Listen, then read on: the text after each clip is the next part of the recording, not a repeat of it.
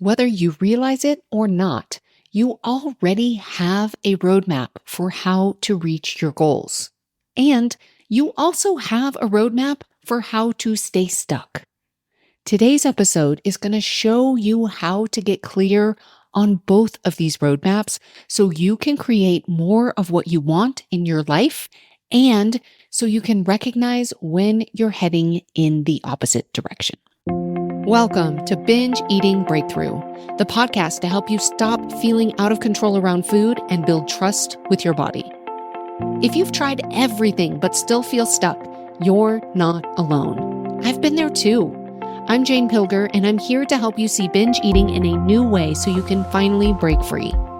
Each week, you'll get the tools and insights to create peace with food and your body. Your breakthrough starts now. Hello, trusted listener. Welcome to Binge Eating Breakthrough. I consider you a trusted listener because I trust that you're listening to this podcast for a reason. I trust that you're going to hear something today that will give you a new perspective on your journey with food.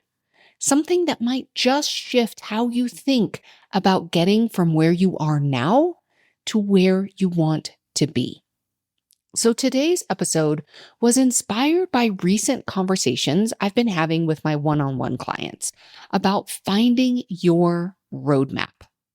Both your roadmap for moving closer toward what you want for yourself and also recognizing the roadmap that takes you in the opposite direction, keeping you stuck in patterns that don't serve you. So the purpose of this episode today is to help you create your own roadmap towards anything you want to accomplish in your life, with specific examples of how this applies to binge eating recovery, or simply becoming more calm, connected, and confident with food. And here's what I know to be true. Whether you know it or not, you already have a roadmap for success. You've used it before, probably multiple times in your life. And the challenge is that most of us haven't taken the time to really understand what that roadmap looks like. So then we can't replicate it intentionally. So what we're going to do today is we are going to look at what is my roadmap for success. We're going to take time together to figure out what it looks like so that you can replicate it for anything in life, including your journey with food. So what we're going to do is we're going to start by looking at something that isn't as charged as food might be for you right now. Sometimes using an example that is not food related can really help us separate from something where we have maybe just a lot more just that comes along for the ride with something we've been trying to do for a long time. So I want you to think about something in your life where you accomplished something big, something that maybe you didn't even think was possible when you first started or when it first became an idea in your mind. So you may already have your example in your head, but if you don't and you're thinking, gosh, I don't know, here's some examples. It could be maybe getting a degree. It could be landing a particular job, finding your life partner, purchasing or building a house, maybe starting a business, or for some people, getting yourself out of a really difficult situation. So I want you to think of an example, sometime in your life where you accomplished something big. Do you have that example in your mind? Okay, we are going to use that example to help you understand your personal roadmap for success. So I'm going to share my example, and as we go along and as we talk about it, I want you to think about your example. Okay, so my example is something I've been talking about recently on the podcast, qualifying for the Boston Marathon. This felt huge, maybe even impossible when I first started thinking about it. So what I want you to do is really start thinking about, how did this dream come to you? So your example, whatever it is that you're holding, your previous success, whatever you've accomplished in your life, usually step number one is some sort of awareness of the possibility, the desire for it. So you might have an image, you might have a dream, maybe even a little nudge. It could be like I would love to do that moment. So with the Boston Marathon, I remember watching the marathon on TV. I remember then getting to know people who ran the Boston Marathon. And I remember learning about what it took to get there and how you had to run a very specific time in order to even qualify to be there. And I thought, wow, that would be so incredible to be there, to be running with all of those people, to be fast enough to be able to even run in this iconic place. And it was also, there was a little bit of, I don't think that would ever be possible, but wow, I would love that. So step number one is kind of it's the image, it's the vision, it's the awareness of something that you might like to do, something you might like to go after. So as you think about your example, can you really remember when that vision came to you? Okay, that's usually step number one. Step number two is very important. So we have this awareness of this thing that sounds amazing. Maybe we would like to do it for ourselves. Step number two is very important. It's a decision. It's not just a wish or a hope. A wish and a hope is like, oh, I would love that. That would be amazing. That's kind of step one. That would be amazing. But step two on your roadmap is a decision. And it sounds something like this. I'm going to do that. Or I'm going to try. I want to see if this is possible for me. So with your specific example, I want you to think, can you identify where you made that firm decision? That moment when it shifted from a nice idea, something that would be amazing, that you would love to if it was possible, but where it shifted from that nice idea to something that you were going to pursue. This doesn't even mean at that point, you don't even have to have belief that you were going to do it, but that you were going to try. I want to see if this is possible. Okay, so that's step one and step two. We have the awareness, the vision, the desire. Then step two is the decision. So then what happened? Likely it was a series of events. You probably had some nudges, maybe some insights about what to try next. Maybe you needed to take a class, maybe reach out to somebody, do some research, or invest in something. Generally what happens once we make a decision to do something, then our brain will go to work on how to create that for ourselves. So for me, when I made the decision, I am going to try. For a long time, it was, Boston would be amazing. I would love that, but I don't think it's possible. I really don't think I'm fast enough. Then I made the decision. I am going to try. I want to qualify for Boston. This became my goal.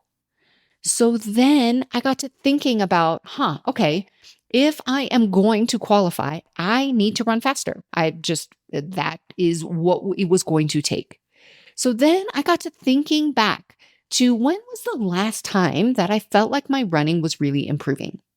And I realized it was when I was running with other people who were faster than me, where I could be surrounded by people who were doing the thing that I wanted to do and be in a community with them.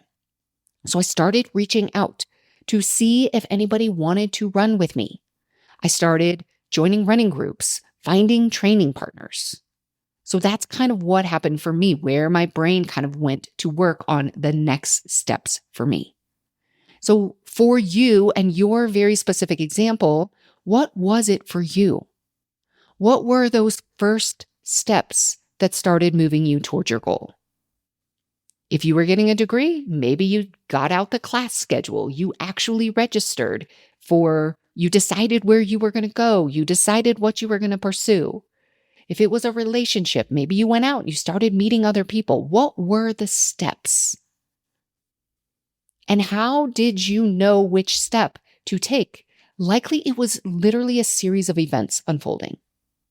Now, you also likely had some setbacks, times when things didn't go like you thought they would, or when they took way longer than you expected.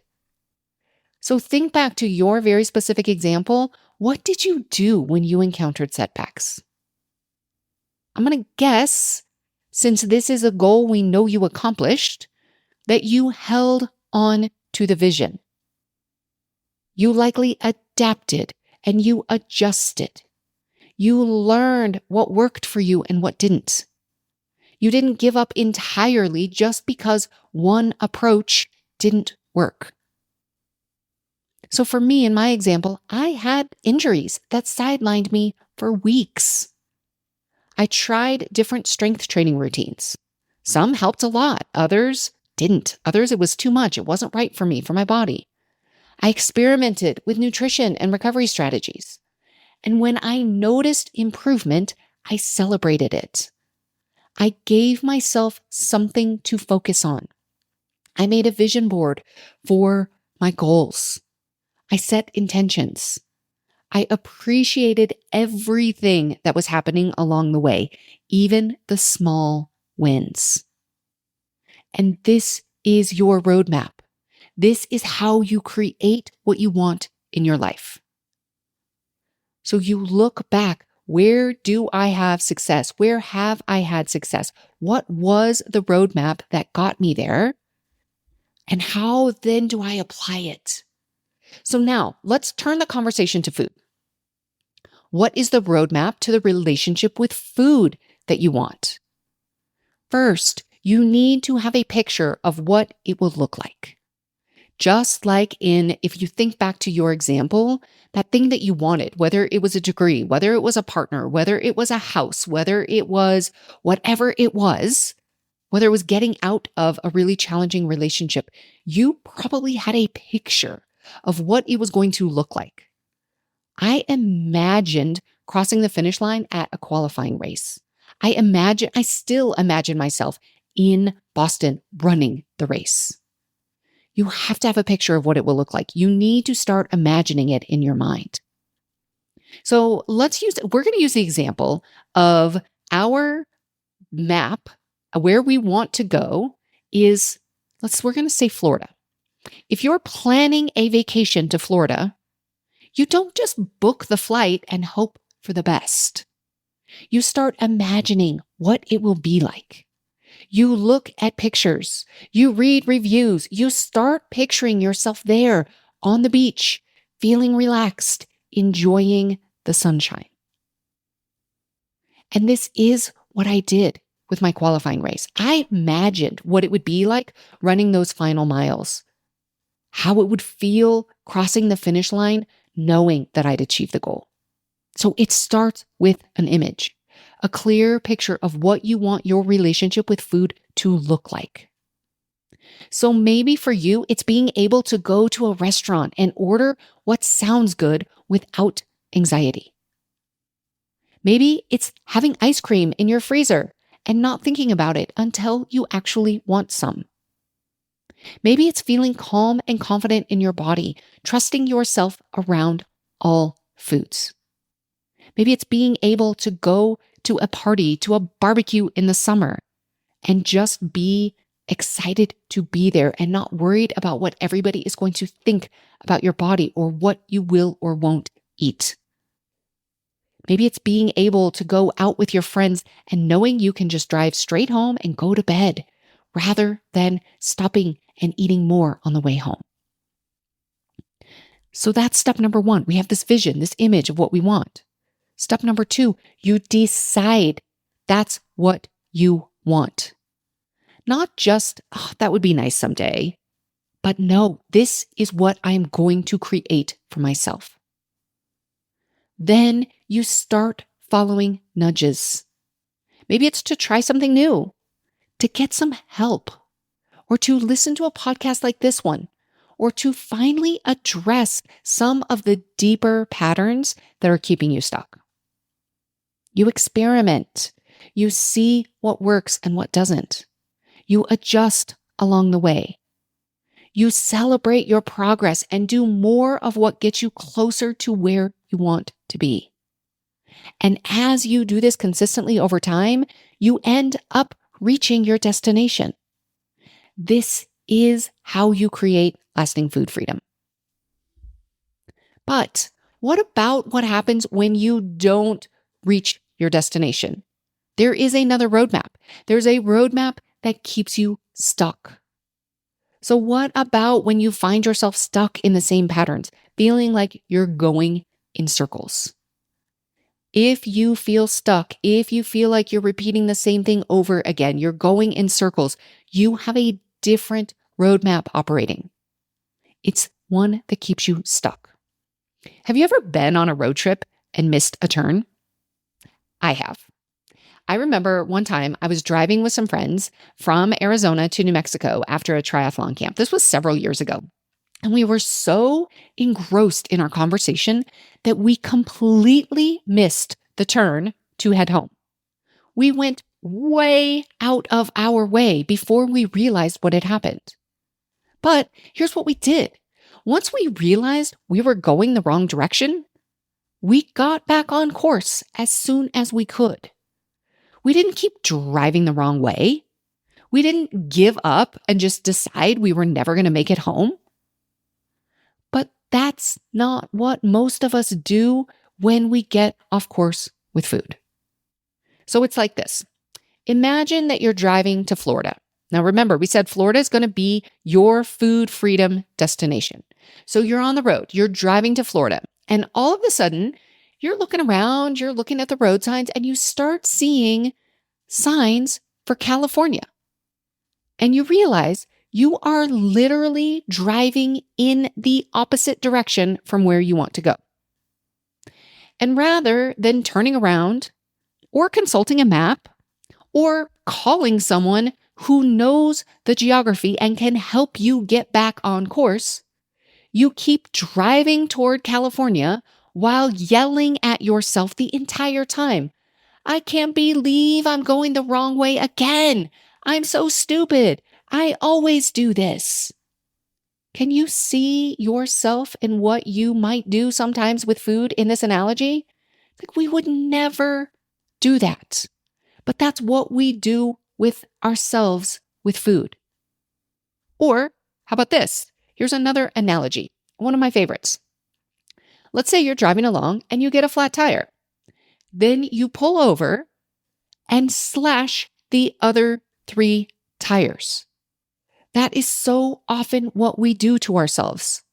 We have one moment with food where we don't show up in the way that we would like to, and we think, forget it. It's over. I'm a failure. And then we slash the other 3 tires by continuing to eat for hours or days or weeks afterwards. Now, either way, it's going to take you a lot longer to get to Florida. If you even still believe it's possible to get there. So often people who are on the stuck path just think, I'm never going to get there. Maybe you get a flat tire. See, this is proof we can't get to Florida. You start driving to California and you just start believing you were never meant to get to Florida in the first place. So many people start heading towards California. They're going away from food freedom, and then they just decide it's not even possible to get there. They think this will always be my struggle. I'll never have a normal relationship with food. I've been doing this for so long, there's no hope for me. I want you to know you absolutely can have the relationship with food that you want. Now, does this happen just by saying, okay, I'm going to eat this and not that? I'm going to go follow the latest book or the latest diet trend? No, that's not how it works. But you can have the relationship with food that you want. It is available to anyone, no matter what you've tried, no matter how long it's been. It is possible. Okay, so now I want you to look at what is your personal roadmap to staying stuck in the cycle of feeling out of control with food. Now, this is going to be different for each person, but let me give you some common themes that I see. Number 1, shame and judgment after a difficult moment with food. This is like slashing those other 3 tires. Instead of treating a binge like the flat tire it is, something that happened that you can address and move on from, you turn it into evidence that you're broken, that you can't be trusted around food, and that you'll never figure this out. And number 2, not believing you can get to Florida. Deciding this will always be my struggle, or I'm just not someone who can have a normal relationship with food. It's been too long. I'm too far gone. When you don't believe your destination is possible, you stop taking the actions that would get you there. Number 3, trying to make up for a binge. Restricting food the next day, over-exercising, or any other compensatory behaviors. This is like trying to drive faster to make up for lost time, but it usually leads you further off course. Number 4, giving up entirely. This sounds like, well, I already messed up today, so I might as well keep eating. This would be like missing your exit and then deciding to just keep driving in the wrong direction because you're already off course. Next one, allowing it to go on for days, weeks, or months. Not addressing what happened. Not getting curious about what led to the disconnection in the first place. Just staying lost instead of finding your way back to the path. And the last one is not addressing the underlying needs. Remember, binges are a light on the dashboard. They tell you there's something going on under the hood. If you just focus on the binge itself and not what it's trying to communicate, you're missing the real information that you need to get back on track. But here is the beautiful thing. You can absolutely get back on the road to Florida.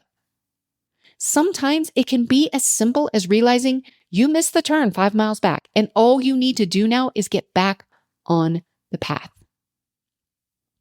Your body doesn't know it's a holiday. Your body doesn't know you had a difficult day yesterday. It's always ready to help you get back to balance. Your body is always listening and it's always communicating with you. The path back usually includes things like eating with intention, eating consistently and regularly, honoring both your physical and your emotional needs. It's not about willpower or restriction. It's about rebuilding that trust and connection with yourself. And I want you to note, the further towards California you go, the longer it's going to take to get back on your path to Florida. So don't pretend like you don't realize that you're driving the wrong way. So many people just put their head in the sand. And it's not intentional. You're not doing it to try to harm yourself. It's generally because we don't want to hear the negative talk, the mean things we say to ourselves and about what we've done. If we truly can, think about the last time you found yourself driving the wrong way on the road. What if it could be as simple as literally turning around? Oh, wow, I missed that exit. I wonder how that happened. Let me turn around and get back on the road. The sooner you figure it out and the sooner you get back on the path, the shorter your delay is. Either way, your final destination is available to you. Okay, so what do you do now? Now we want to start to map out your own personal roadmap, your roadmap to get to food freedom. So first, go back to the non-food example that we started with. Really examine what made that success possible. What were the key elements? Spend some time reflecting on this. Was it the mindset that you had? Was it the support that you got? Was it the way you handled setbacks? Was it the small steps that you took consistently over time? Now turn to food. What are the common factors that you notice for yourself when you're in a cycle where you know you're on the road to Florida? When you feel calm, connected, and confident around food? Even if it's just for a little moment. What are some of those factors? And what are the factors that you notice when you find yourself headed towards California? When you're struggling, when you're feeling out of control or stuck in patterns that don't serve you. Start paying attention to these patterns. What you focus on expands. So when you start noticing your roadmaps, you can begin to choose more intentionally which one you're following. Maybe you notice that when you're on track, you're eating regular meals. You're managing stress in healthy ways. You're getting enough sleep. Or you're processing your emotions instead of stuffing them down. And maybe you notice that when you're off track, you're skipping meals. You're overwhelmed and you're not taking care of your basic needs. Or you're in perfectionist mode, where one mistake feels like a total failure. And this awareness of what is happening, which path are you on? Am I headed towards Florida or am I headed towards California? This awareness is the beginning of choice. You can't change what you're not aware of. Now, if you'd like help understanding what some of these factors might be for you, what other things might be going on under the hood that cause the binges, the out of control moments with food. If this was as simple as just turning around and starting to drive towards Florida, we wouldn't have this podcast. You wouldn't still be stuck in this cycle. It is simple, but it's not easy. There are things going on under the hood to cause the behaviors with food. So if you want more help in understanding what else might be going on, what some of these factors might be, I invite you to check out the Binge Breakthrough miniseries. This is a brand new miniseries that I created to help you understand what's going on. Because when you understand what is going on, you understand your roadmap for success and your roadmap for staying stuck, then you have the information that you need to get yourself back on track toward the ultimate destination that you want for yourself. It's not about the food. Your relationship with food is really about your relationship with yourself. And just like you've created success in other areas of your life, you can absolutely create the calm, connected, confident relationship with food that you're seeking. Now, before the next episode, I want you to try this. I want you to pick one moment this week when you notice yourself heading towards California, towards that pattern that kind of keeps you stuck or repeating in a cycle. And instead of the usual shame spiral, I want you to ask yourself, what would getting back to Florida look like right now? What would it take for me to turn around one tiny step to start heading towards Florida? Maybe it's eating your next meal with intention. Maybe it's 3 deep breaths. Maybe it's the 3 powerful questions. What do I notice? What do I need? What's next? Maybe it's asking yourself, what can I learn from this and how can I adjust? You have the roadmap to get to where you want to go. And if you want additional help in what that roadmap looks like, be sure to check out the mini-series. I promise that you will hear something there that will help you see things in a new way. I'll put the link in the show notes so you can check it out. It's janepilger.com/mini, MINI. All right, that's what I have for you this week. I'll see you next time. If you like what you're hearing on the podcast, you will love my new book, The Binge Eating Breakthrough: Why Food Isn't the Problem and What Really Is. Discover why willpower isn't the answer, why restricting certain foods often backfires, and why understanding your brain and body is the key to lasting change. Learn to shift from shame and self-blame to curiosity and compassion. Get it today at janepilger.com/book.